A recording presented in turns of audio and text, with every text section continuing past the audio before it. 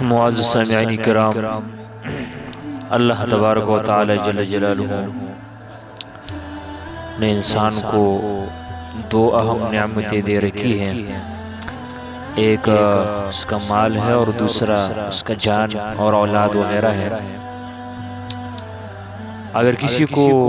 مال پر چور مسلط ہونے کا خطرہ ہو، یا اسی طرح کسی کی اولاد کو کوئی خطرہ ہو،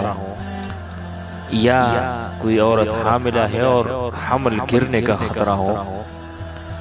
تو اس کے لیے الرقیب اللہ تبارک و تعالیٰ کا مبارک نام اس کو کثرت سے پڑھتا رہے، انشاءاللہ تبارک و تعالی